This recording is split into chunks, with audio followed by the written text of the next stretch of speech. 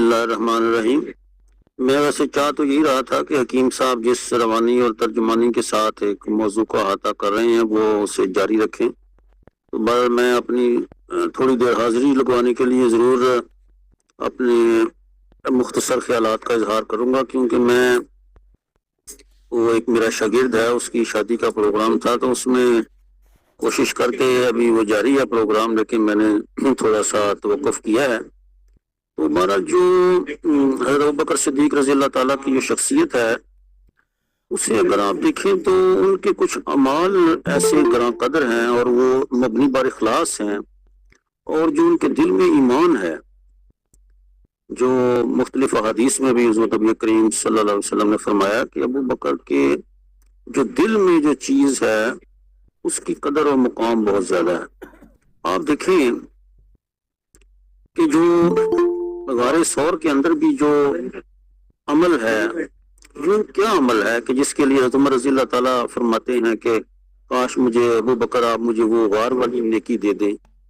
تو غار میں کوئی عبادت تو نہیں ہوئی، کوئی ریاضت تو نہیں ہوئی، کوئی وظائف تو نہیں پڑے گئے، ہاں ایک ایسا عمل حضور نبی کی زیارت کا اور حضور کو محبت سے تکتے رہنا اور حضور کی حفاظت کرنا اور حضور کی معیت، ان اللہ معنا، جو معیت رسول کا پہلو ہے، اس کا کتنا بڑا مقام ہے کہ وہ تمام عبادتوں ریاستوں کے اوپر بھی وہ باری ہو جاتا ہے۔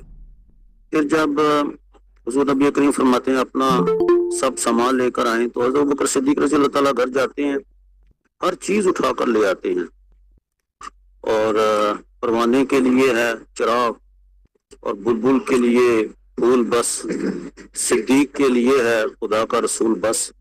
یہ وہ دل کے اندر ایمان اور اخلاص کی وہ قوت اور طاقت ہے کہ جس کا بارگاہ رسالت میں مقام ہے کہ ہر چیز اپنا سامان، اور سامان بھی کیا ہے جو عام چھوٹا موٹا سامان ہے، اور حضور فرماتے ہیں کہ مجھے کسی کے مال نے نفع نہیں دیا اسلام کو اتنا جتنا ابو بکر کے مال نے نفع دیا ہے۔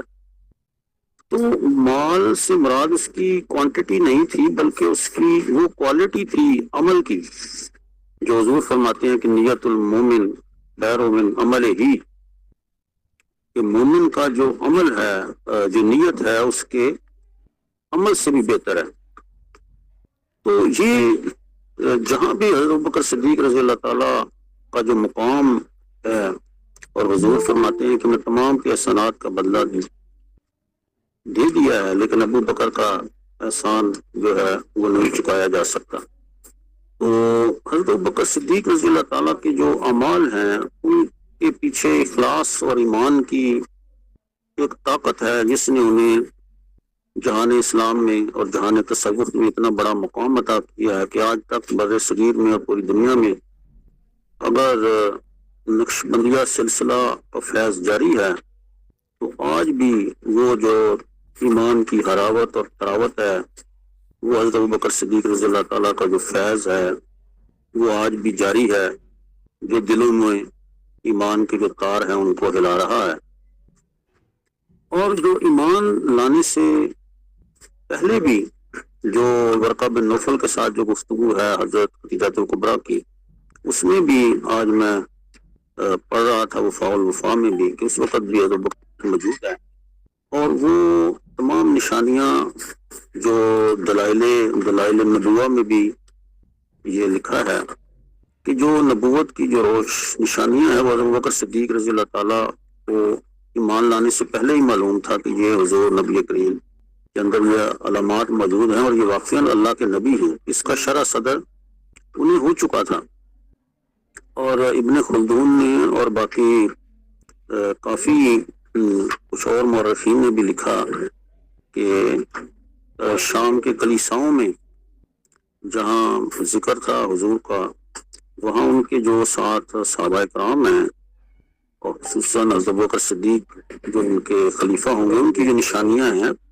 یہ تو سورہ محمد کی آخری آیت میں بھی ہے، سورہ فتح کی آخری آیت میں، اس تورات اور انجیل میں بھی صرف حضور کی نشانی نہیں ہے، بلکہ جو حضور کے ساتھ اصحاب ہیں ان کی بھی جو نشانیاں ہیں وہ موجود ہیں۔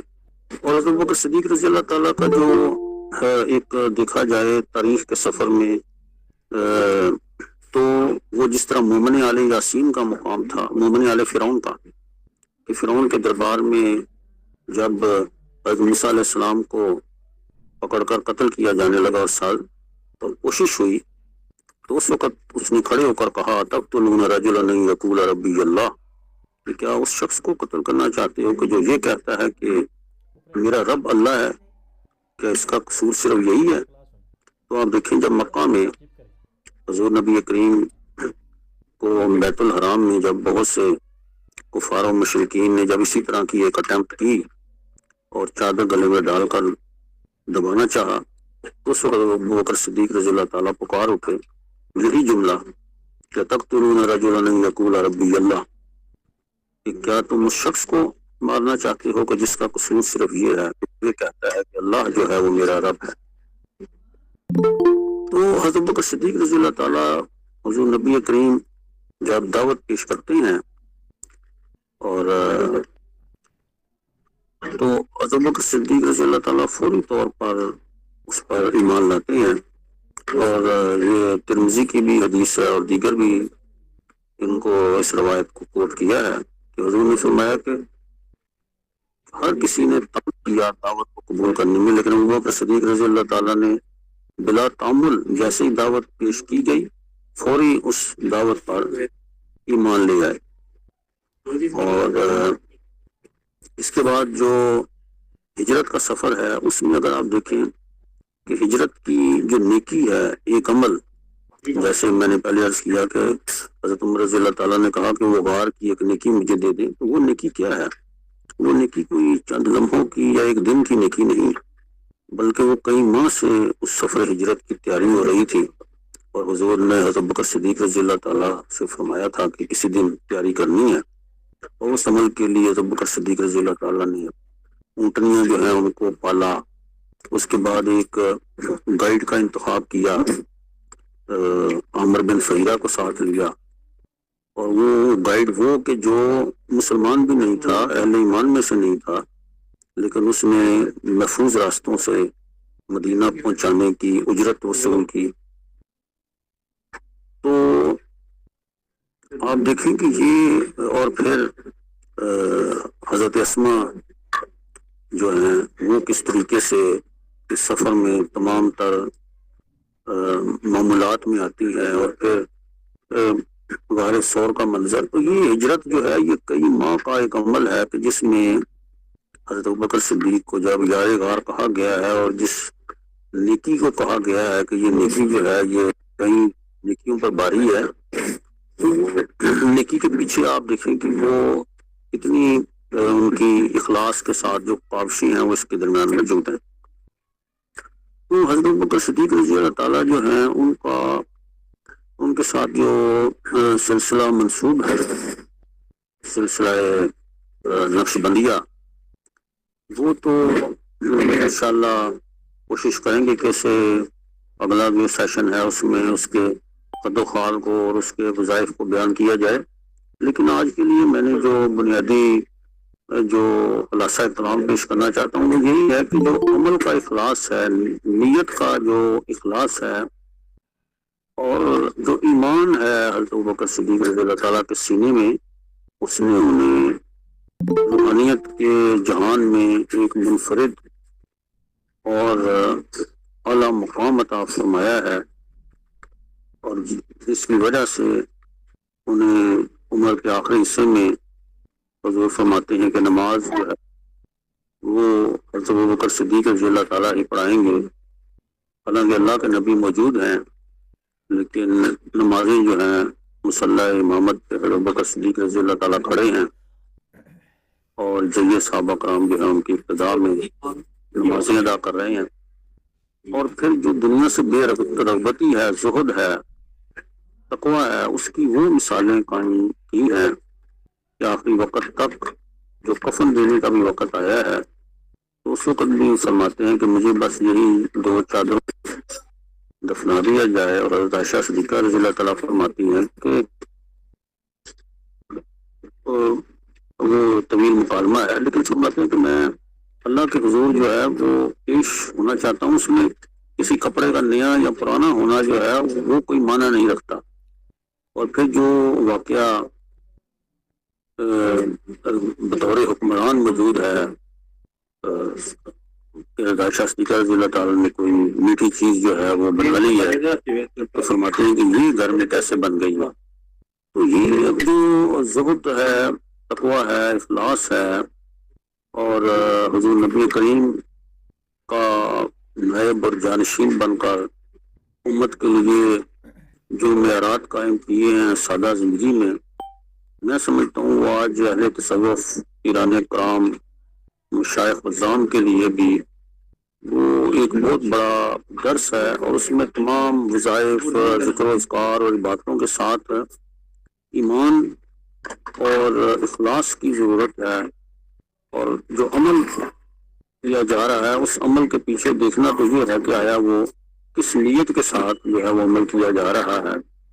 تو میرا یہ خیال ہے کہ ابو بکر صدیق رضی اللہ تعالیٰ کی زندگی میں ہمیں یہ چیزیں ملتی ہیں کہ ان کی جو اعمال ہیں وہ ایسے اخلاص پہ مبنی ہیں کہ جنہوں نے انہیں جو مقام عطا کیا ہے کہ آپ دیکھیں کہ غار ثور میں تو وہ یعنی حالت حزن میں ہیں اور حضور فرما رہے ہیں لا تحزن ان اللہ معنا، لیکن بدر کے مقام پہ جہاں خیمہ لگا ہوا ہے اور حضور جہاں دعا مانگ رہے ہیں بدر کے مقام پہ میدان جنگ سے پہلے کہ یا اللہ میں تو جو چند لوگ تیار کیے ہیں تیرے حضور لے آیا، اور کندھا جو مبارک ہے اس پہ جو چادر ہے وہ بار بار سرک جاتی ہے، تو اس وقت حضرت بکر صدیق رضی اللہ تعالیٰ بار بار اس چادر کو سہارا دے کر حضور کو، یعنی اللہ کے نبی جو اولو العزم پیغمبر ہیں ان کو بھی تسلیت دے رہے ہیں کہ اللہ کے رسول آپ، اللہ ہمیں ضائع نہیں کرے گا، اللہ آپ کو ضائع نہیں کرے گا۔ تو یہ ایسے مقام جو ہے حضرت بکر صدیق ہر مقام پر اگر دعوت کے کسی میدان میں گئے ہیں تو جو میں نے پڑھا ہے کہ حضور دعوت کے سفر میں حضور حضرت بکر صدیق رضی اللہ تعالیٰ سے فرماتے تھے کہ ابو بکر آپ دعوت دیں، اللہ کے خود مبلغ اعظم اور داعی اعظم ہے، لیکن حضرت بکر صدیق رضی اللہ تعالیٰ کو جیسے کہ پیار کیا جا رہا تھا یا ان سے کہا جاتا کہ آپ دعوت جو ہے وہ پیش کریں۔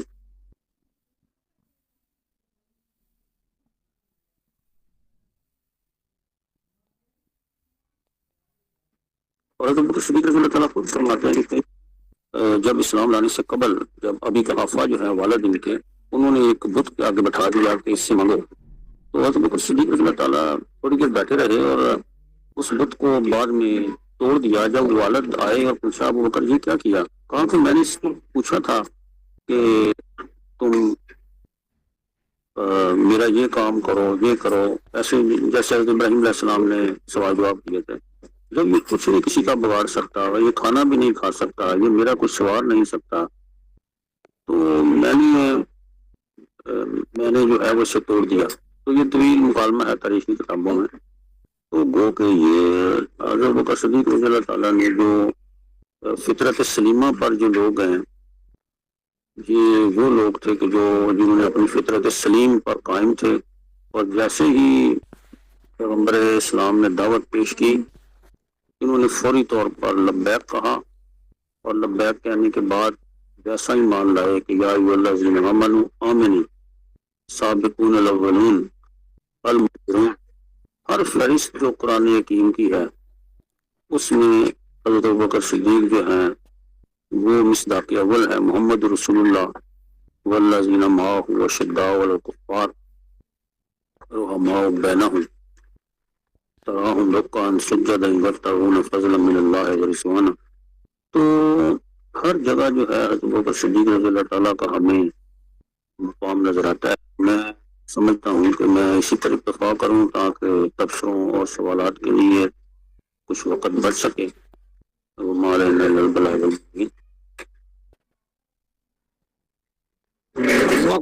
جناب محترم فرید الدین مسعود برانی صاحب، آپ نے مختصر وقت میں بہت سی باتیں کور کر لیں، اور آپ اگر چلے گئے ہیں تو میں ڈاکٹر یاسر حسین الستی ہری صاحب سے معلوم کر رہا ہوں کہ اگر وہ چلے گئے ہیں تو پھر سوال مؤخر کر دیتے ہیں، خالی تبصرے لے لیں.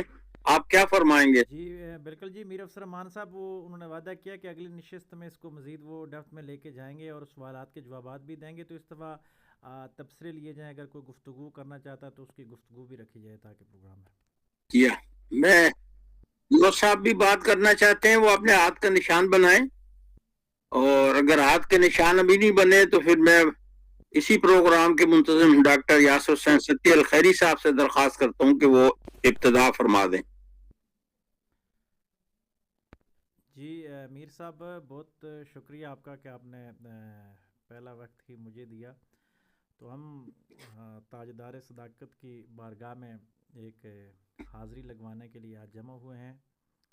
یہ وہ عظیم ہستی کہ جن کو حضور نبی کریم صلی اللہ علیہ وآلہ وسلم کی ہمہ وقت صحبت میسر آئی، اور حضور علیہ السلام نے اگر حضرت عمر رضی اللہ تعالیٰ عنہ کے بارے میں فرمایا کہ اگر میرے بعد کوئی نبی ہوتا تو وہ عمر ہوتے، تو عرفاء نے کہا کہ یہاں یہ بات ہوئی کہ میرے بعد کوئی ہوتا تو صدیق تو ذات رسالت میں اس حد تک مستغرق ہو چکے تھے کہ وہاں بعد والی بات ہی نہیں تھی. اور پھر آپ حضرت صدیق اکبر رضی اللہ تعالیٰ عنہ کی جو اسلامی فلاحی ریاست ہے اس کے حوالے سے دیکھیں تو میں سمجھتا ہوں کہ آج کے حکمرانوں کو کرائسس کے حوالے سے دیکھنا چاہیے کہ جو دی مین آف کرائسس کے انتہائی مشکل حالات تھے کہ پیغمبر علیہ السلام جن پہ ہمہ وقت وحی آتی تھی اور وحی کے ذریعے براہ راست فیصلے ہوتے تھے. آپ اندازہ لگائیں کہ اس ریاست کی بنیادیں ہل گئی ہوں گی کہ جب پیغمبر علیہ السلام کا انتقال ہو جاتا ہے تو ایک نبی کے ساتھ وحی کے ساتھ جو لوگوں کی وابستگیاں ہوتی ہیں وہ پھر عام انسان بے شک وہ حضور علیہ السلام کی آغوش نبوت میں پلے ہوئے تھے، پروان چڑھے ہوئے تھے نظریاتی اور فکری طور پر، لیکن پھر بھی امت مسلمہ کو ایک مضبوط لیڈر کی حیثیت سے اگلے 2-2.5 سال دینا، اور نہ صرف ایسا ایک امت کا اجماع کیا بلکہ ایسے ایسے کارنامے ان 2-2.5 سالوں میں رکھے کہ اسلام کی میں سمجھتا ہوں کہ آج تک جو اسلامی فلاحی ریاست کا ایک کنسپٹ ہے اس کی بنیادوں میں حضرت ابوبکر صدیق رضی اللہ تعالیٰ عنہ کی وہ خلافت ہے. کہ آپ دیکھیں کہ مہاجرین اور انصار اور وہ تعصب والا جو عرب قبائلی ازم تھا اس کو ایک پرچم اسلام کے نیچے جمع کرنا، نہ صرف جمع کرنا بلکہ 18 سال کا لشکر اسامہ جو حضرت اسامہ رضی اللہ تعالیٰ عنہ حضور علیہ السلام نے فیصلہ کیا، صحابہ کہہ رہے ہیں کہ اس فیصلے کو مؤخر کر دیا جائے، تو فرمایا کہ میں اس کو مؤخر نہیں کر سکتا. دوسری طرف زکوٰۃ جو اسلام کی بنیادیں ہیں، اگر حضرت ابوبکر صدیق رضی اللہ تعالیٰ عنہ زکوٰۃ اس وقت لینے سے وقتی طور پہ تھوڑی دیر کے لیے بھی اس کو توقف بھی فرما لیتے تو ہو سکتا ہے آج امت کا جو یہ فائنینشلی نظام ہے، اسلام کا معاشی نظام ہے، اس کے اندر بہت ساری خامیاں موجود ہوتی. لیکن انہوں نے فرمایا کہ اونٹ کی مہار بھی اگر کسی کی زکوٰۃ میں آتی ہے تو ابوبکر صدیق رضی اللہ تعالیٰ عنہ نے اس سے جا کے ریسیو کی. اور حضرت عمر کو وہ تاریخی جملے فرماتے ہیں کہ اے عمر زمانہ جاہلیت میں تو بڑا بہادر تھا، تو اب کیا ہو گیا ہے کہ اب جب اسلام کی باری آئی، کیونکہ حضرت عمر نے بھی کچھ موقعوں پہ ایسے فرمایا کہ آپ توقف کیجئے، حضور علیہ السلام کی ذات نہیں ہے، یعنی تھوڑا سا آپ اس میں بیک سٹیپ پہ ہو جائیے. لیکن حضرت ابوبکر صدیق رضی اللہ تعالیٰ عنہ نے نظریاتی طور پر 1 سیکنڈ کے لیے بھی مشن رسول سے پیچھے نہیں ہٹے. تو میرے نزدیک اس سے بڑی ان کی جو ایک شخصیت ہے اس کا جو پہلو ہے وہ بہت گہرا پہلو نظر آتا ہے. پھر آپ کی دعوت جو ہے کہ عشرہ مبشرہ صحابہ اکرام رضوان اللہ علیہم اجمعین، اس میں اگر میں بھول نہیں رہا تو 7 یا 8 لوگ ایسے ہیں جو حضرت ابوبکر صدیق رضی اللہ تعالیٰ عنہ کے ہاتھ پہ اسلام قبول کرتے ہیں، یعنی یہ ان کی دعوت کا ایک انداز تھا. اور پھر ایک اور چیز دیکھی جائے کہ میں نے مکتوبات امام ربانی مجدد الفسانی میں پڑھا کہ جس کی جہاں کی خاک ہوتی ہے وہاں کا خمیر ہوتا ہے، وہاں پہ وہ تدفین ہوتی ہے. تو آپ فرماتے ہیں کہ جس مٹی سے حضور علیہ السلام کو بنائے گئے اسی مٹی سے حضرت ابوبکر صدیق رضی اللہ تعالیٰ عنہ اور حضرت عمر رضی اللہ تعالیٰ عنہ جو ہے وہ بنائے گئے، کہ آپ کا مزار مبارک حضور علیہ السلام کے ساتھ ہے. اور پھر تاریخ کی ایک کتاب میں نے پڑھا کہ جب ہینڈنگ ٹیکنگ ہونے لگی، حضرت عمر رضی اللہ تعالیٰ عنہ نے اقتدار سنبھالا تو وہ حضرت ام رومان رضی اللہ تعالیٰ عنہ کے پاس گئے کہ میں حضرت ابوبکر صدیق رضی اللہ تعالیٰ عنہ کا جو دیکھنا چاہتا ہوں، جو حجرہ مبارک ہے جہاں پہ وہ رہتے تھے کہ کیسی رہائش تھی. تو آپ جب وہاں گئے تو دیکھا کہ اوپر جو شاطیر تھے جس کی چھت پڑی ہوئی تھی کچی، وہ سیاہ ہو چکے ہیں. تو فرمایا کہ آپ یہاں آگ تو نہیں جلاتے، یہ سیاہ کیوں ہو گئے؟ تو انہوں نے کہا کہ حضور علیہ الصلوۃ والسلام کے وصال کے بعد وہ ریاست کی ذمہ داریاں دن کو سنبھالا کرتے تھے، لیکن حضور کے عشق میں اتنے مستغرق تھے کہ رات کو حضور علیہ الصلوۃ والسلام کی یاد میں یہ اتنی آہیں بھرتے تھے کہ ان آہوں کی تپش سے یہ جو شاطیر ہے یہ سیاہ ہو گئے. یہ تاریخی روایت ہے، اس پہ جرح و تعدیل کی جا سکتی ہے، لیکن کہیں میں نے پڑھی، ذوق کے لیے آپ کے سامنے عرض کی. اس پہ جتنی بھی گفتگو کی جائے وہ کم ہے. تو بس اتنا ہی، اقبال کی زبانی کے پروانے کو چراغ ہے تو بلبل کو پھول بس، صدیق کے لیے خدا کا رسول بس. وآخر دعوانا ان الحمدللہ رب العالمین. میں ڈاکٹر صاحب کو ذرا ایک منٹ بعد بلاتا ہوں. پہلے جناب محترم ڈاکٹر محمد فرید خان صاحب نے ہاتھ کا نشان بنایا تھا، میں ان سے درخواست کر رہا ہوں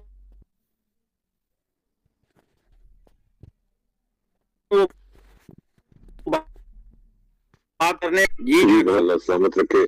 بات یہ کہ جس شخص کی بات کر رہے ہیں، پوری کائنات میں کتنے لوگوں کو یہ ٹائٹل حاصل ہے کہ آپ ایک، یعنی کہ میں تھوڑا سا انگریزی کا سہارا لوں گا، کہ بہترین بیسٹ فرینڈ آپ ہیں، آخری ٹھیک ہے، آپ فادر ان لا ہیں، ٹھیک ہے. اور ہم سارے جب ریزیومز لکھتے ہیں، سی ویز لکھتے ہیں، کریکولم وائٹا لکھتے ہیں، تو اس کے آخر میں ہر بندہ جہاں بھی ہم اپلائی کرتے ہیں اس میں پوچھا جاتا ہے آپ کا ریفرنس کون ہے.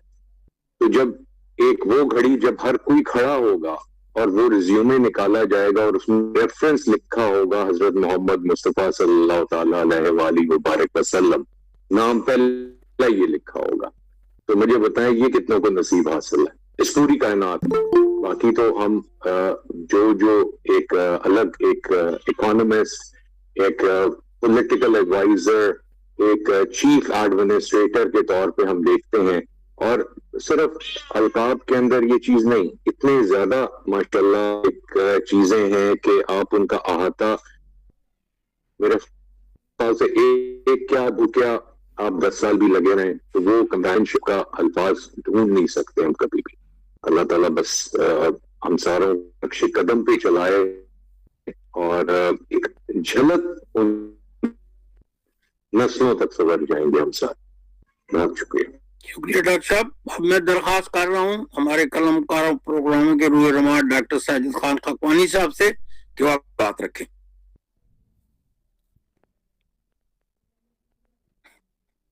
جی ڈاکٹر صاحب. ڈاکٹر صاحب آپ تک میری آواز پہنچ رہی ہے؟ جی بہت شکریہ جی. سب سے پہلے جناب ڈاکٹر یاسر حسین ستی صاحب سے گزارش ہے کہ حکیم محمد اخلاق خصوصی طور پر واقف ہیں، ہم انہیں سننا چاہتے ہیں.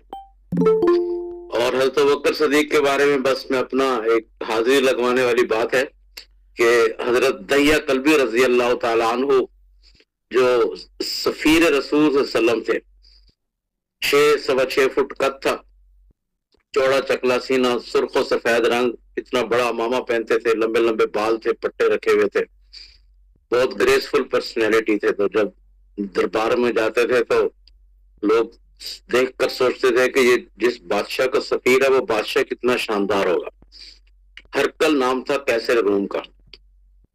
اس کے دربار میں پہنچے تو آپ وسلم کا مکتوب مبارک پڑھ کر سنایا.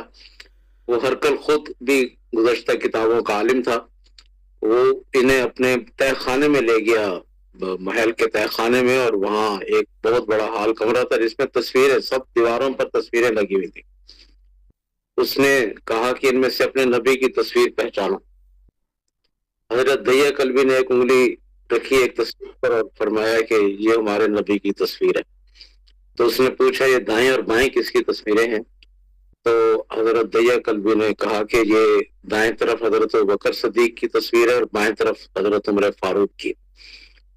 تو ابھی حکیم صاحب فرما رہے تھے اور اس کے بعد فرید الدین مسعود صاحب نے بھی یہ بات فرمائی کہ پچھلی کتابوں میں بھی ان کا ذکر موجود تھا. تو ہرکل نے کہا کہ ہماری کتابوں میں لکھا ہوا ہے کہ اللہ تعالیٰ ان دو بزرگوں سے آخری نبی کی مدد فرمائے گا. دو اور مختصر سے واقعات ضرور عرض کروں گا جو ادب نبوی سے تعلق رکھتے ہیں کہ آپ صلی اللہ علیہ وسلم کے بعد جب حضرت ابوبکر صدیق کو خلیفہ بنایا گیا تو انہوں نے مصلی نبوی میں تھوڑی سی ترمیم کی. جہاں آپ صلی اللہ علیہ وسلم اپنی جبین مبارک رکھتے تھے اس کو تو فوراً اگلے ہی دن حضرت ابوبکر صدیق نے اینٹیں رکھوا کر بند کروا دیا کہ مبادا کہیں کسی کا پاؤں آ جائے اس پر. اور آپ صلی اللہ علیہ وسلم جہاں قدمین مبارکین رکھتے تھے حضرت ابوبکر صدیق نے ایسی جگہ اپنا مصلی بچھایا کہ حضرت ابوبکر صدیق کی جبین وہاں ٹکتی تھی جہاں آپ صلی اللہ علیہ وسلم کے قدمین مبارکین ہوتے تھے. دوسری اور آخری بات میں یہ عرض کر رہا ہوں کہ آپ صلی اللہ علیہ وسلم منبر رسول کی تیسری سیڑھی پر بیٹھتے تھے اور دوسری سیڑھی پر اپنے قدمین مبارکین رکھتے تھے. اگر حضرت ابوبکر صدیق کو اقتدار کی حکومت کی اور اس کی خواہش ہوتی کہ دنیا پر اپنا حکم چلائیں تو وہ تیسرے سے بھی اوپر ایک اور سیڑھی بنوا کر اس پر بیٹھتے. لیکن آپ خلیفۃ الرسول تھے, آپ کا لقب بھی خلیفۃ الرسول تھا. حضرت عمر نے سب سے پہلے امیر المومنین کا لقب اپنایا تھا. تو حضرت ابوبکر صدیق وہاں بیٹھے منبر رسول پر جہاں آپ صلی اللہ علیہ وسلم کے قدمین مبارکین ہوتے ہیں اور تیسری سیڑھی پر یعنی نیچے والی پہلی سیڑھی پر پھر آپ نے اپنے پاؤں رکھے. اب قیامت تک جو بھی امام صاحب خطیب صاحب بیٹھتے ہیں ممبر پر اور دوسری سیڑھی پر بیٹھتے ہیں کہ جو پہلی سیڑھی ہے اوپر والی سب سے اوپر والی سیڑھی جو ہے وہ رسول کا مقام ہے. بہت شکریہ جی. شکریہ جناب. محمد اختر سید صاحب سے درخواست ہے وہ بات کر لیں اور اس کے بعد حکیم محمد اسحاق صاحب سے بات سنتے ہیں. جی شکریہ میر صاحب. بسم اللہ الرحمن الرحیم. ابو بکر صدیق رضی اللہ تعالیٰ عنہ کی شخصیت تو وہ شخصیت ہے کہ اگر ہم مہینہ بھر بھی ان کے لیے پروگرام کرتے رہیں تو شاید ان کے مناقب و فضائل ختم نہ ہو سکیں. آپ رضی اللہ تعالیٰ عنہ کے فضائل کے لیے قرآن کریم میں اللہ تعالیٰ نے ایک سے زائد مقامات پر آیات نازل فرمائی. سورہ توبہ کی آیت نمبر 40, سورہ احزاب کی آیت نمبر 43, سورہ زمر کی آیت نمبر 33, سورہ زمر کی آیت نمبر سورہ ایمان کی آیت نمبر 46 والے من خاف مقام ربہ جنتان کے ترجمہ اس کا یہ ہے کہ جو اپنے رب کے حضور کھڑے ہونے سے ڈرے اس کے لیے 2 جنتیں ہیں. ابو بکر صدیق رضی اللہ تعالیٰ عنہ کے حق میں ہی نازل ہوئی. اس کے لیے حوالہ جات کے طور پہ تفسیر مدری اور تفسیر در منصور کو دیکھا جا سکتا ہے. سورہ نور کی آیت نمبر 22 کی آپ کی تائید میں نازل ہوئی کہ جب یہودیوں سے آپ رضی اللہ تعالیٰ عنہ نے اپنے خالہ بھائی مستر رضی اللہ تعالیٰ عنہ کی مالی مدد بند کر دی تھی, وہ جو عائشہ رضی اللہ تعالیٰ عنہ پہ تہمت لگائی گئی تھی, تو اس وقت یہ آیت ابو بکر صدیق رضی اللہ تعالیٰ عنہ کے لیے نازل ہوئی. ایک دفعہ ایک یہودی جس کا نام فخاس تھا کہ ابو بکر رضی اللہ تعالیٰ عنہ نے اسے اس لیے تھپڑ مارا کہ وہ اللہ کریم کے بارے میں گستاخانہ الفاظ بول رہا تھا. نقل کفر نہ باشد کہ تمہارا اللہ فقیر ہے, کہ جو بندوں کو کہتا ہے کہ مجھے قرض دو. تو اس یہودی نے جب رسول اللہ صلی اللہ علیہ وسلم سے شکایت کی تو رسول اللہ صلی اللہ علیہ وسلم نے ابو بکر رضی اللہ تعالیٰ عنہ سے معاملہ پوچھا, جس کو سن کر یہودی مکر گیا کہ میں نے ایسا کہا ہی نہیں. تو اللہ کریم نے آل عمران کی آیت نمبر 181 نازل فرمائی, لقد سمع اللہ قول الذین قالوا ان اللہ فقیر ونحن اغنیاء, کہ بے شک اللہ نے سنا جنہوں نے کہا کہ اللہ محتاج ہے اور ہم غنی. یہ آیت نازل فرما کر ابو بکر رضی اللہ تعالیٰ عنہ کی تصدیق فرمائی. سورہ لقمان کی آیت 15, سورہ حدید کی آیت نمبر 10, سورہ واللیل کی آیت 17 تا 21, یہ تمام آیات ابو بکر صدیق رضی اللہ تعالیٰ عنہ کے حق میں بیان ہوئی. اس کے علاوہ احادیث مبارکہ سے بھی آپ رضی اللہ تعالیٰ عنہ کی بہت فضیلت ملتی ہے. میں صرف 2 احادیث بیان کر کے اجازت چاہوں گا کہ ایک بار ام المومنین عائشہ صدیقہ رضی اللہ تعالیٰ عنہ نے استفسار کیا رسول اللہ صلی اللہ علیہ وسلم سے کہ آسمان کے ستاروں کے بقدر بھی کسی کی نیکیاں ہیں. تو آپ صلی اللہ علیہ وسلم نے فرمایا کہ ہاں, سیدنا عمر فاروق رضی اللہ تعالیٰ عنہ کی. اس پر ام المومنین خاموش ہو گئیں. تو آپ صلی اللہ علیہ وسلم نے پوچھا کہ آپ کے سوال کا مطلب کیا تھا؟ تو انہوں نے جواب دیا کہ میرا یہ خیال تھا کہ اس قدر نیکیاں میرے والد ماجد ابو بکر رضی اللہ تعالیٰ عنہ کی ہوں گی. تو آپ صلی اللہ علیہ وسلم نے فرمایا کہ غمگین کیوں ہوتی ہو, اتنی نیکیاں تو آپ کے والد ماجد کی صرف سفر ہجرت کی 3 راتوں کی ہیں. ایک اور حدیث جو عائشہ صدیقہ رضی اللہ تعالیٰ عنہ بیان کرتی ہیں کہ رسول اللہ صلی اللہ علیہ وسلم نے فرمایا اپنے آخری مرض کے دوران کہ اپنے والد ابو بکر اور اپنے بھائی کو میرے پاس بلاؤ تاکہ میں ایک تحریر لکھ دوں. مجھے یہ خوف ہے کہ کوئی تمنا کرنے والا تمنا کرے گا اور کہے گا کہ میں زیادہ حقدار ہوں، جبکہ اللہ بھی ابو بکر کے سوا کسی اور کی جانشینی سے انکار فرماتا ہے اور مومن بھی. صحیح مسلم حدیث نمبر 6181. وما علینا الا البلاغ. شکریہ جناب محمد اختر سید صاحب. اب میں درخواست کر رہا ہوں حکیم محمد اخلاق صاحب سے کہ وہ اپنا مختصر سا تبصرہ رکھ لیں. جناب محترم محمد حکیم محمد اختر صاحب. بہت مہربانی، بہت شکریہ آپ تمام احباب کا. بس میں اب بڑی خوبصورتی سے آپ لوگوں کو سماعت کر رہا تھا، آپ کی محبت ہے، تو میں صرف اتنا ہی عرض کروں گا کہ شمع کی اگر بات پوچھنی ہے تو پھر وہ پروانے سے پوچھی جا سکتی ہے، اور پھول کی بات پوچھنی ہو تو بلبل سے پوچھو. رسول کی بات اگر پوچھنی ہے تو پھر صدیق سے پوچھو، کہ جس کی زندگی کا سب سے محبوب مشغلہ یہ رہا النظر الی وجہ رسول اللہ صلی اللہ علیہ وسلم. تم مجھے دیکھو نہ دیکھو، میں تمہیں دیکھا کروں. تو وہ جو میں عرض کر رہا تھا کہ قرآن نے جناب سیدنا ابو بکر صدیق رضی اللہ تعالی عنہ کو صاحب الرسول کہا، تو یہ صحبت اور محبت کا یہ ساتھ یہ ایسا ضرب المثل بن گیا کہ مصطفیٰ مکے میں ہے تو صدیق بھی مکے میں، مصطفیٰ مدینے میں ہے صدیق مدینے میں، مصطفیٰ حضر میں ہے صدیق حضر میں، سفر میں تو صدیق بھی سفر میں، مصطفیٰ بدر میں ہے صدیق بھی بدر میں، مصطفیٰ قبر میں ہے صدیق بھی قبر میں ہے، مصطفیٰ غار میں ہے صدیق غار میں، مصطفیٰ مزار میں ہے تو صدیق بھی مزار میں. پھر آپ دیکھیں کہ غار اور مزار کا یہ جوڑ اتنی یہ سب حدیں توڑ گیا کہ جب غار میں آتے ہیں تو سب سے پہلے جناب صدیق اکبر اندر جاتے ہیں، صدیق پہلے غار میں اور حضور صلی اللہ علیہ وسلم بعد میں غار میں جاتے ہیں. اب مزار میں پہلے مصطفیٰ جاتے ہیں اور بعد میں صدیق جاتے ہیں. غار میں صدیق کہہ سکتے ہیں ہم کے میزبان ہیں اور حضور مہمان، مزار میں مصطفیٰ میزبان ہے صدیق مہمان، اور مزار غار کے اندر جھولی تھی جناب ابو بکر صدیق کی اور سر انور تھا مصطفیٰ کریم علیہ الصلوۃ والسلام کا. تو میں کہوں گا کہ مزار میں جھولی مصطفیٰ کی تھی اور سر صدیق کا تھا. تو جیسا کہ کسی نے پہلے بھی فرمایا کہ صدیق عاشق رسول اور ایسا عاشق انہیں کے ساتھ جو مصطفیٰ کریم نے گواہی دی کہ مجھے جس قدر ابو بکر کے مال نے نفع دیا کسی نے نہیں دیا. بس وہ جو مشہور واقعہ آپ تمام احباب جانتے ہیں کہ جب اللہ کے نبی صلی اللہ علیہ وآلہ وسلم نے حکم فرمایا کہ اسلام کی خدمت کے لیے اپنا مال پیش کریں، تو اس دن جناب عمر فاروق گئے کہ آج میں ابو بکر پر بازی لے کے جاؤں گا، چونکہ یہ میں نے عرض کیا تھا کہ نیکیوں میں، حسنات میں، درجات میں، صدقات میں، خیرات میں ہمیشہ اول رہے. تو آپ نے اپنے گھر کا سارا سامان 2 حصوں میں کیا، ایک حصہ پیش کیا، ایک گھر والوں کے لیے چھوڑا.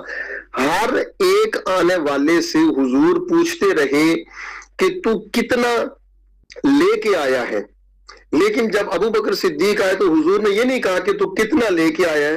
آپ نے ارشاد فرمایا ما ابقیت لأہلک یا ابا بکر، اے ابو بکر بتا گھر والوں کے لیے کیا چھوڑ کے آیا ہے.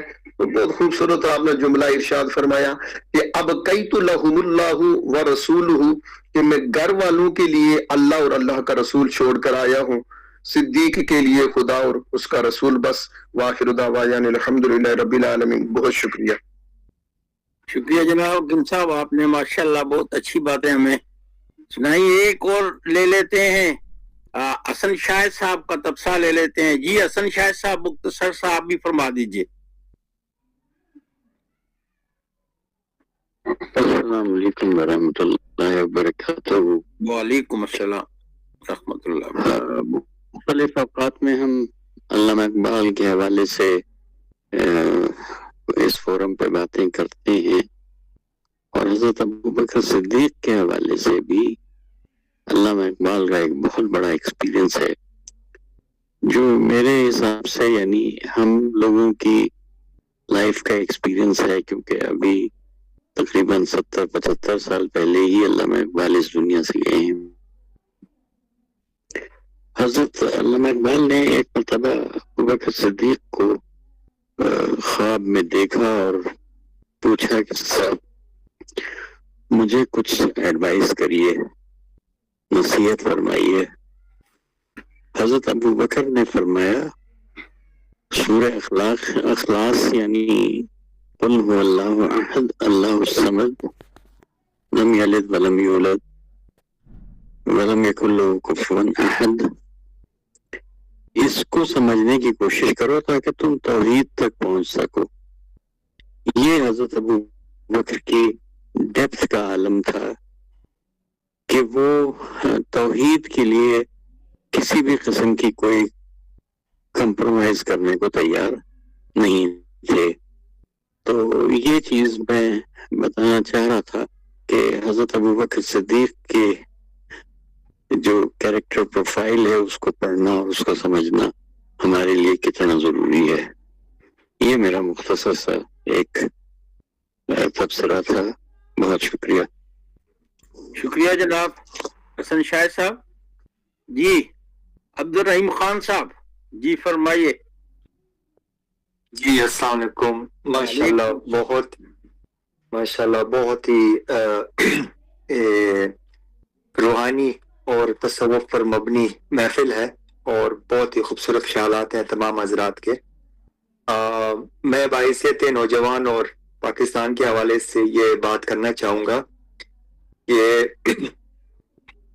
इतनी बड़ी बड़ी हस्तियाँ तारीख में गुजरी हैं और उनके इतने बड़े औसाफ हैं जो कि हमारे इल्म में भी नहीं आ सकते, ना हम पूरी जिंदगी कोशिश कर लें उसमें आ सकते हैं।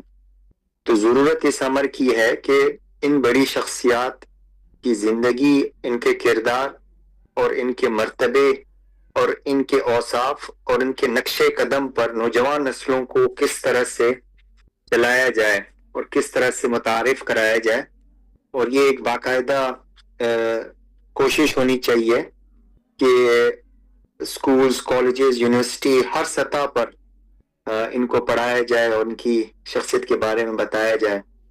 तो इस वक्त ये तमाम चीज़ें इल्म में मुक़य्यद हैं, लेकिन अमली तौर पर माशरा और लोग इससे कितने मुस्तफ़ीद हो रहे हैं और मुसलमान नस्ल और मुसलमान कौम और मुसलमान उम्मत इन तमाम शख्सियात से किस तरह से मुस्तफ़ीद हो रहे हैं, ये एक लम्हा फ़िक्रिया है इस टाइम। तो ये मुख्तसर तौर पर मैं कहना चाह रहा था। बहुत शुक्रिया। शुक्रिया जनाब, बहुत अच्छी तरीके से आपने अपना मुद्दा बयान किया। अब हम इख्तिताम तक पहुंच चुके हैं और मैं डॉक्टर जमान रांझा साहब जो हमारे प्रोग्रामों में सऊदीया से शरीक होते हैं और वो आज इस प्रोग्राम की सदारत फरमा रहे हैं, तो मैं उनसे दरख्वास्त कर रहा हूं कि वो अपना सदारती खुतबा आज के जो मकाले पढ़े गए हकीम मोहम्मद अखलाक साहब, फरीदुद्दीन मसूद बरानी साहब और दूसरे साहबान ने जो तबसरे फरमाए, इन सारी चीजों को समेट के सदारती खुतबा अता फरमाए। मोहतरम जनाब जमान रांझा साहब। जी बिस्मिल्लाहिर्रहमानिर्रहीम। बहुत शुक्रिया जनाब मीर अफसर रहमान साहब। आज का मौजू इतना खूबसूरत और ईमान अफरोज और उस पर जो गुफ्तगू की जनाब हकीम मोहम्मद अखलाक साहब ने हिकमत के मोती पिरो दिए और मसूदुद्दीन फरीद बरानी साहब ने, और जो तबसरे हुए वो सब ईमान अफरोज थे। ये शख्सियत ही आपकी इतनी बुलंद पाया है कि उनका नाम नामी जुबान पर आते ही दिलों में हलावत और ईमान की चाशनी पैदा होना शुरू हो जाती है। अल्लाह ताला फरमाते हैं कि अनअमल्लाहु मिनन नबिय्यीना वसिद्दीकीना वशुहदाए वस्सालिहीन, कि मैंने इनाम किया है नबियों पर, सिद्दीकों पर, शुहदा पर और सालिहीन पर। ये ऐसे लोग हैं कि ये चुने हुए लोग हैं और ये अल्लाह ताला ने खास इनाम के लिए मुख्तस, उनके लिए इनाम मुख्तस कर दिए और जो फजीलत उनको अता की गई है वो अल्लाह ताला का एक खुसूसी इनाम है। जनाब अबू बकर सिद्दीक की शख्सियत को अगर देखा जाए तो यही नजर आता है कि रोज़े अव्वल से लेकर एक पहाड़ की मानद जनाब रिसालत मआब के साथ वो जमकर खड़े रहे और आपकी कुव्वत ईमानी लिखने वालों ने यहाँ तक लिखा है, अगर पूरी इंसानियत का ईमान एक पलड़े में रखा जाए और अबू बकर सिद्दीक का ईमान एक पलड़े में, तो फिर भी वो उस पर بھاری ہوگا. تو یہ جو خصوصیت ہے وہ کہا جاتا ہے کہ جب آپ نے معراج کا واقعہ بیان فرمایا صبح کو، تو جناب صدیق اکبر رضی اللہ تعالیٰ عنہ مکہ سے باہر تھے، تو ابو جہل کی ملاقات ہوئی. تو اس وقت تک آپ کی ملاقات رسالت مآب سے نہیں ہوئی تھی، اور ابو جہل نے کہا کہ آپ کو پتا ہے کہ آپ نے دوست نے کس بات کا دعویٰ کر دیا. تو حضرت ابوبکر نے فرمایا کہ جی بتائیں. تو ابو جہل نے کہا کہ وہ کہتے ہیں کہ میں راتوں رات آسمان سے ہو کے اور بیت المقدس سے ہو کے آ گیا. تو آپ نے یہ نہیں فرمایا کہ تو کہتا ہے یا غلط کہتا ہے یا ٹھیک کہتا ہے. آپ نے فرمایا کہ اگر وہ کہتے ہیں کہ میں آسمان سے ہو کر آیا ہوں تو سچ فرمایا ہے، کیونکہ میرا نبی جو ہے وہ جھوٹ سے پاک ہے. تو یہ تھی تصدیق جو آپ نے ثبت کی، اور اسی کے بعد آپ کو لقب صدیق ادا کیا گیا کہ آپ نے خود بھی نہیں سنا زبان رسول اللہ سے. فرمایا کہ راوی کی سے پر اعتبار نہیں، لیکن اگر میرے رسول نے کہا ہے تو یہ سچ کہا ہوگا. وہ کہیں آسمان سے ہو کر آئے تو مجھے اس میں کوئی کلام نہیں اس پر ایمان لانے کے لیے. تو یہ ہے ایمان ابو بکر صدیق. اور آج کا جو موضوع تھا ہمارا کہ تصوف اور جناب صدیق اکبر، تو تصوف دراصل نام ہی اخلاص کا ہے، نام ہی وفا کا ہے، خلوص نیت کا ہے. علامہ اقبال فرماتے ہیں کہ انسان کا ارادہ، نیت اور دل مسلمان ہو تو پھر اس کی مراقبے، اس کا ذکر شب گزاری، وہ اس کے لیے کشف و کرامات کا باعث بنتا ہے. اس کی آنکھوں اور اس کے دماغ سے پردے اٹھتے جاتے ہیں، اور وہ حقائق ربانی اور روحانی کو پا لیتا ہے. یہ ذکر نیم شبی، یہ مراقبے، یہ ضرور تیری خودی کے نگہباں نہیں تو کچھ بھی نہیں. تو اصل بات یہ ہے کہ جو وفا ہے، جو محبت ہے، جو اخلاص ہے، جو نیت ہے، اس کے مطابق اللہ تعالیٰ نے برین کو اس طرح سے ڈیولپ کیا ہے کہ جیسے آج کل ہم دیکھتے ہیں، ہم گوگل کے اوپر کوئی چیز لکھتے ہیں تو نیکسٹ ٹائم وہ ہمارے لیے وہی چیز سامنے رکھ دیتا ہے کہ ہم کیا چاہتے ہیں، کیا ہم تلاش کرنا چاہتے ہیں. تو یہ اسی برین کے فارمیٹ کے اوپر ہی یہ کمپیوٹر کی ڈیولپمنٹ ہوئی کہ یہ کیسے کام کرتا ہے. ابھی تک بھی کئی پرتیں ایسی ہیں جو اہل علم اور دانش پر نہیں کھلی کہ ہم جس چیز کو سوچتے ہیں وہی اسی طرح کے خیالات ہماری تقویت کے لیے آتے ہیں اور چلتے جاتے ہیں. اور ایک اگر میکینیکل انجینئر ہے تو وہ اس طرز پہ سوچ رہا ہے، ایک ڈاکٹر ہے تو وہ اپنے علم کی روشنی میں اپنے مریض کے علاج کے لیے سوچ رہا ہے. تو اللہ تعالیٰ اس کے دماغ کو ایکٹیویٹ کرتے ہیں، اور وہ اسی طرح پورے دماغ کی جو قواعد ذہنی اور وجدان کی قوتیں وہ ساری اکٹھی ہو کے اس کی مدد کو آ جاتی ہیں. اسی طرح جو توجہ اور جو ذکر اور فکر کے ساتھ جو اس میں ذات خدا تک لگاؤ رکھتا ہے اور انسان پہنچنے کی کوشش کرتا ہے، تو یہ برین کی ساری قوتیں اس کی پیروی کرتی ہیں، اس کی نیت کی. تو یہی ہے کہ انما الاعمال بالنیات، کہ جو ہم نیت کرتے ہیں دراصل تو ہمارے لیے وہی ہے. اگر ہماری نیت کسی اور بات کی ہے اور ہم بے شک میدان جنگ میں چلے گئے ہیں کہ فلاں بڑا بہادر تھا، تو ہمیں اسی کا اجر ملتا ہے، کیونکہ ہمارا ارادہ اور نیت جو ہے یہی انسان کو اخلاص اور یہ صوفی بنا دیتی ہے. تو جناب ابو بکر صدیق رضی اللہ تعالیٰ عنہ کا جو پہلے دن سے اسلام کے ساتھ تعلق رہا، وہ ثانی اسنین اور کلیم اول سینائے ماں کا جو ان کا لقب علامہ اقبال نے عطا کیا، کہ تو وہ اسی طرح چٹان کی طرح سفر و حضر میں نامساعد حالات میں جب جھوٹے نبوت کے دعوے دار پیدا ہوئے، لوگوں نے زکوٰۃ سے انکار کر دیا، تو یہی لگ رہا تھا کہ شاید مدینہ کے اوپر چھت پڑ رہی ہے. حضرت عمر نے بھی مشورہ دیا کہ اس وقت ہم منکرین زکوٰۃ کو چھوڑ دیتے ہیں، جو بڑا مسئلہ ہے. جھوٹے دعوے دار جو نبوت کے ہیں ان سے نبرتا، خصوصاً خاص یمامہ میں جو مسلمہ کذاب نے دعویٰ کیا، اس کے پاس بہت بڑی فوج تھی اور بہت سارے مسلمان اس جنگ میں شہید بھی ہوئے، ٹھکانہ بار لگا. تو آپ نے فرمایا یہ نہیں ہو سکتا. تو یہ ایسے اقدامات تھے جن کے اوپر آپ کھڑے رہے، اور وہ ایک رسول اللہ کی جو فی رسول کی منزل تھی، جو ایک کاپی ان کی بن گئی تھی، ٹھیک ہے، اس کے اوپر انہوں نے عمل کیا اور صدق دل سے کیا. اور یہی صدیقیت ہے. جب تبوک کا ذکر کیا گیا کہ مال و دولت کی بہت ضرورت تھی، کہ اس وقت ایک بہت بڑی فوج روما کی سلطنت کے خلاف آپ نے قصد فرمایا، تو تو منافقین نے یہاں باتیں بھی کی کہ جی دیکھیں جی کسی کے پاس تو 2 کلو کھجور ہے تو وہ لے آیا, کسی کے پاس کچھ چھوٹی موٹی چیز ہے تو انہوں نے کہا جی 2 کلو کھجور اور ان چیزوں سے روما کو فتح کرنے جا رہے ہیں. تو بہرحال وہاں پہ حضرت عثمان کی دولت جو ہے وہ کام آئی, اور جناب ابو بکر صدیق نے گھر کا سارا اثاثہ لا کر رکھ دیا. اور اس واقعہ کو جو علامہ اقبال نے منظوم کیا کہ حضرت عمر تشریف لائے تو آپ نے پوچھا کہ کیا لائے ہو کیا چھوڑ کے, تو آپ نے عرض کیا کہ نصف مال ہے جو مرد و زن کا حق, باقی جو ہے وہ ملت بیضا پہ ہے نثار. تو اتنے میں وہ رفیق نبوت بھی آ گیا جس سے بنائے عشق و محبت ہے استوار, لے آیا اپنے ساتھ وہ مرد وفا سرشت. یہ دیکھیے وہ مرد وفا سرشت کہ وفا جس سے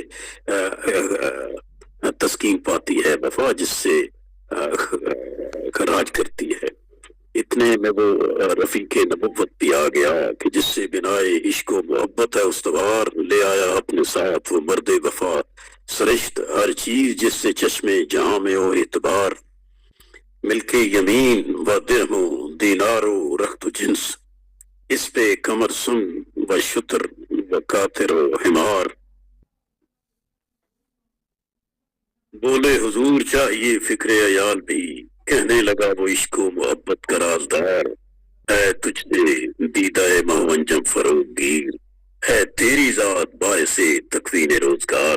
جب آپ کی ذات ہے تو مجھے کسی اور چیز کی ضرورت نہیں ہے. یہ ہے مقام صدیق, فرمانے کو چراغ ہے بلبل کو پھول بس, صدیق کے لیے ہے خدا کا رسول بس. اور اقبال فرماتے ہیں ایک اور مقام پہ کہ اگر میری نظر سے دیکھیں جناب صدیق اکبر کا ایمان اور ان کی محبت رسول اکرم کے ساتھ, تو مانیے حرم کنی تحقیق اگر بنگری بادیدہ صدیق, اگر حرم کے معنی کی تحقیق میرے الفاظ سے کرو اور اس کے معنی جو ہیں ان کو ابو بکر صدیق کی نظر سے دیکھو, تو قوت قلب و جگر گردد نبی از خدا محبوب تر گردد نبی. تو قلب و جگر کی قوت جو ہے وہ نبی علیہ الصلوۃ والسلام کی ذات بن جاتی ہے, اور وہ خدا کی ذات سے بھی زیادہ محبوب ہو جاتی ہے, کیونکہ آپ ہی وجہ باعث تخلیق کائنات اور صاحب لولاک کلمہ خلق نفراق ہیں.